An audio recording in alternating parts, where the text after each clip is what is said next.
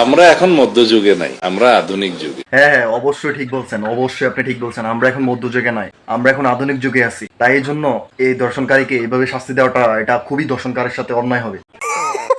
তাই এই জন্য বলছি, আপনারা যারা দর্শনকারী আছেন, যারা এর আগে দর্শন করে বেঁচে গেছেন, মানে আপনাদের কোনো দেশের কোনো আইনে আপনাদের শাস্তি দিতে পারেন, তাই তাদেরকে উদ্দেশ্য করে বলতেছি, ভাই আপনারা যদি আবার আপনাদের ইচ্ছে হয় দর্শন করার জন্য, তাহলে ভাই এই যে সালাউদ্দিন সাহেবের মেয়ে দুইটা দেশে থাকে না বিদেশে থাকে আমি জানি না, আপনারা যেখানে পান, দেশে পান আর বিদেশে পান, যেখানে পান আপনারা আবার ওনাদের দুইটা মেয়ের সাথে আপনারা এই সেম কাজ করে দেখেন। আপনার মেয়ের সাথে সেম কাজটা করার পরও আপনাদেরকে কোনোভাবে শাস্তি দেওয়া হবে না। আপনারা এই দিক দিয়ে একদম নিশ্চিত থাকেন। তো কোনো প্যারা নাই, চিল, আপনারা ওনার মেয়ের সাথে সেম কাজ করেন, তাহলে দেখবেন আপনারা বিন্দাস এইভাবে উনি এক ডায়লগ দিবে, দর্শনকারীদের সাথে কোনো অন্যায় করা যাবে না। ঠিক আছে, ওনার ডায়লগ সেম এটাই থাকবো যে আমরা এখন মধ্যযুগে নাই, আমরা এখন আধুনিক যুগে আছি।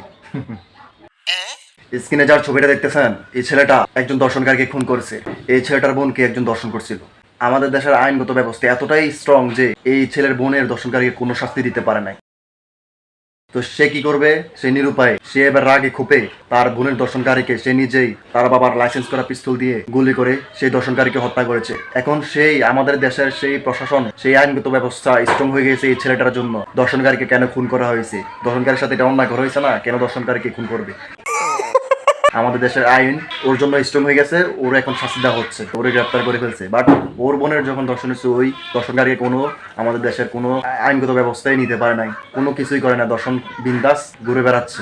এই হচ্ছে আমাদের দেশের অবস্থা ভাই, বুঝছেন? দর্শনকারী দর্শন করলে কোনো সমস্যা নাই, বাট দর্শনকারীকে আপনি যদি খুন করতে যান তাহলে অবশ্যই আপনার দোষ। আপনি কেন দর্শনকারীকে আপনি খুন করতে যাবেন? হ্যাঁ, দর্শন করাটা ইটস নর্মাল ভাই, এটা কোনো দেশের এটা কোনো আইনের ভিতরে পড়ে না, এটা ইটস নর্মাল, এটা একটা খেলনা বিষয়।